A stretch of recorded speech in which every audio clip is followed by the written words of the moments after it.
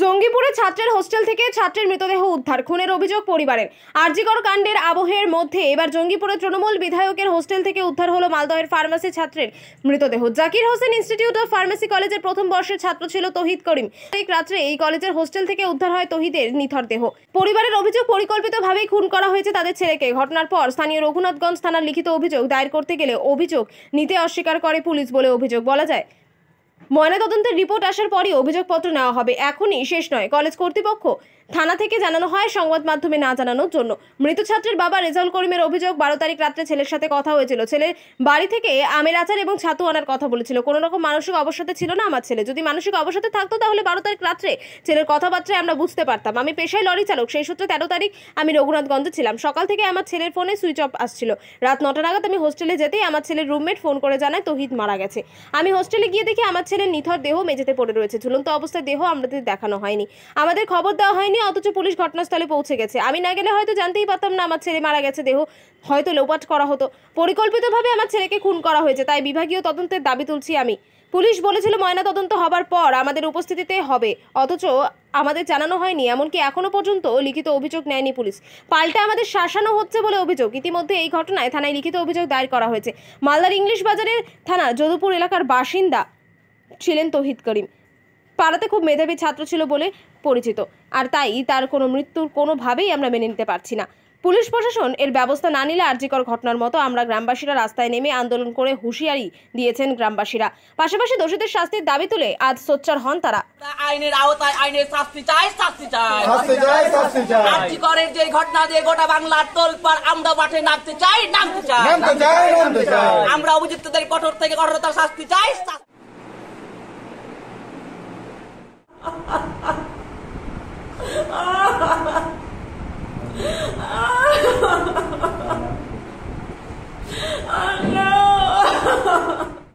আমার ছেলেকে আমি ফোন করেছি।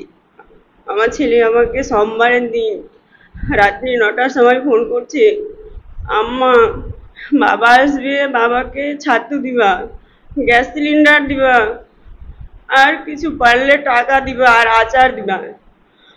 এই বলে ফোন কাটলো। আমাকে বলছে কি করছো? ঘুমিয়ে আছি। আবার সকালে ফোন করছি ওর বাবাকে যে আমি তো দিব, তো ও তো আসবে রাস্তায়।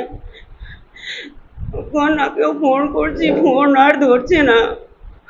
ওর বাবাকে বলছি, ফোন ধরলো না, যে বলছে ছাড়ো, আমি আবার কালকে যাব, তখন নিয়ে যাব। এই বলে রাখলো। আর করলাম না। আবার সন্ধ্যার সময় আমার ভাতিজা ফোন করছে, আন্টি ওই কোথায়? আমি বলছি বাড়িতে নাই রে, হস্টেলে আছে। বলছে আন্টি আমার দরকারি আছে খুব কথা। ও আমার ফোন ধরছে না। আমি বলছি বেটা আমারও ফোন ধরেনি, ওর বাবার মোবাইল থেকে বলে করেছি। এমন হয় না কোনো দিন ওর বাবার ফোনের উত্তর দেয় না, তবু ওর বাবার ফোন ধরেনি। দিয়ে বলছে আন্টি, আবার আমার ভাতিজা ফোন করছে, বলছে আন্টি তোমার ছেলে নাকি সকালে বেরিয়েছে কলেজ থেকে, এখনো ফিরেনি। বলছে যে ওর বন্ধুরা বলছে যে সকাল থেকে বেরিয়েছে, এখনো ফিরেনি। আবার আমি বলছি বাটা ওর বন্ধুদের নাম্বার দিত। একটা ওর বন্ধু নাম্বার দিল, দিয়ে বলছে আপনার ছেলে কোথায় যায়, কি করে না করে আপনি জানেন না? বলছি না বাবা, আমাকে কেউ কোনোদিন আমার ছেলে কিছু বলেনি। আমার ছেলেকে ফোন করলে বলে যে আমি ক্লাসে আছি বা রুমে আছি, কোনোদিন কিছু বলেনি। আমার ছেলে ওরকম হতেই পারে না যে কলেজের বাইরে যায়। আমাকে রেগে রেগেই বলছে কথাটা। আমি আবার ফোনটা কেটে দিলাম। বাবা আসলে আমাকে একটু জানাইও যে যেন তোরা আমাকে ফোন করিস। এই বলে আবার 5 মিনিট 10 মিনিট পর ফোন করছি, তখন বলছে জি এখন সবাইকে ফোন করা হয়ে গেছে, সবাই বলছে যে আমাদের কাছে নেই, একজনেরই শুধু সুইচ অফ, ও বলে ওর সাথে কন্ট্যাক্ট হয়নি।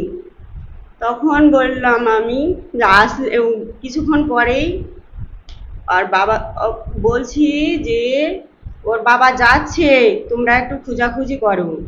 কিছুক্ষণ পরেই ফোন আসছে যে আপনার ছেলে সুসাইড করেছে নাই দুনিয়াতে। কোথায় ফোন করেছিলেন? কলেজে? কলেজে। কলেজের ওর বন্ধুকে বলেছে, তুহিনের বন্ধুকে, রুমমেটকে বলেছি। কি বলেছে? বলছে যে তুই সকাল থেকে নেই, দেখছি আমরা খোঁজাখুঁজি করে, আমি এখন চুল কাটতে এসেছি। সকাল থেকে হোস্টেলে নেই তাই বলছে? হ্যাঁ তাই বলছে যে নেই। আমি বলছি যে ও আমাকে বলছে যে আপনার ছেলে কোথায় যায়, কি করে না করে জানেন না। আমি বলছি আমার ছেলে ওরকম নয়, কোনদিন বলেনি যে আমি কোথায় যাই কি যাই। আমি ফোন করে জিজ্ঞেস করলি পড়াশোনা কেমন হয়, ভালো হয়, কি করছিস, রুমে আছি, বা ক্লাসের সময় ফোন ধরে না, রাত্রেই বেশিরভাগ ফোন করে। তারপর তার কয়েক মিনিটের মধ্যেই ফোন করে জানাচ্ছে? তার কয়েক মিনিট পর আমাকে বলছে যে 10টার সময় আপনাকে জানাচ্ছি। 10টা থেকে কোন কথা, 2 মিনিটও হয়নি বলছে যে আপনার ছেলে নাই দুনিয়াতে আর। আপনারা কি মনে করছেন, এটা সুইসাইড করেছে? সুইসাইড করেনি, ওরা মেরে ফেলেছে। ফোন করেছে? ফোন করে। জাকির নায়েক কলেজ হচ্ছে আপনার Zakir Hossain institute of pharmacy college, যেখানে আমার ভাইপো যিনি হত্যা হয়েছেন তহিদ করিম ওখানে পড়াশোনা করতো। বিগত 1 বছর হলো, মোটামুটি 10 থেকে 11 মাস। ফার্স্ট ইয়ার শেষ হয়ে মোটামুটি আপনার সামনে সেপ্টেম্বর মাসে পরীক্ষা ছিল ফাইনাল, যা হোক পরীক্ষাটা দেওয়া হলো না। তো কলেজে যা হলো সেগুলো তো শুনলেন মোটামুটি। আমি যখন যাই প্রত্যক্ষ যেটা দেখি, আমরা তো রাত্রি ধরেন পৌঁছানোর পর হসপিটালে দেখেছিলাম লাস্ট, পরে আমরা গেছিলাম কলেজের মধ্যে। তো যা হোক কলেজে আমাদের কিন্তু যে ঘরে এটা হয় সেই ঘরে আমাদেরকে প্রবেশ করতে দেওয়া হয়নি, ওটা বলে দেওয়া আছে পুলিশে নাকি ওটা নিষিদ্ধ করে দিয়েছে, ইত্যাদি ইত্যাদি ব্যাপার। কিন্তু দাদা যেহেতু গেছিল, ছেলের বাবা ওখানে, ছেলের বাবার প্রত্যক্ষদর্শী যেটা দেখেছে, গামছাতে বলা হয়েছে যে ফাঁসি ঝোলানো হয়েছিল। কিন্তু যা দেখলাম মেঝে থেকে, দাদা যেটা বলছে, চৌকি থেকে চৌকির ওপরে চেয়ার লাগিয়ে ওরা বলেছে নাকি যে ফ্যানের স্ট্যান্ডের সঙ্গে গামছাতে ফাঁসি ঝোলানো হয়েছে, বা নিজে আত্মহত্যা করেছে, ওদের যেটা দাবি। আমরা মানতে পারছি না এই দাবিটা, কারণটা হচ্ছে চৌকির ওপর চেয়ার থেকে যেটা ডিস্টেন্স, ও জীবনে হাত পাবে না সেখানে, আর একটা গামছাতে জীবনে বাঁধার পর ফাঁসিও ঝোলানো যাবে না, এটা কখনোই মানা যায় না। বিভিন্ন কারণে বোঝা যাচ্ছে, ছেলেদের কথাবার্তাতে অমিল থেকেও বোঝা যাচ্ছে, ওরাও, ওদের সঙ্গে আমরা কথা বলেছি, ওদের কথাতে যা বোঝা যাচ্ছে, পাবলিক কলেজ দেখেন, সরকারি কলেজ পাবলিক কলেজের অনেক পার্থক্য থাকে। আমরা ছেলেকে প্রতিষ্ঠিত হওয়ার জন্য অনেক টাকা দিয়ে ভর্তি করেছি সেখানে, সেই কলেজে একটু নিজস্ব রুলস থাকা দরকার, কিন্তু সরকারি কলেজে থেকে আলাদা। মোটামুটি একটা স্টুডেন্ট সকাল থেকে নিখোঁজ, তার কোনো হোস্টেল সুপার বা কলেজের প্রিন্সিপালের কোনো কিন্তু ভ্রুক্ষেপ নেই, বা ওর ক্লাসমেটের কোনো ভ্রুক্ষেপ নেই। যে ছেলেটা নাকি বলে গেছে, দুজন যে ওর রুমমেট ছিল তারা বলেছে দুজন, ও নাকি ওদেরকে ঘুমন্ত অবস্থায় বলে গেছে যে আমি আসছি তোমরা থাকো, তারপর থেকে কিন্তু নিখোঁজ বলছে ওরা।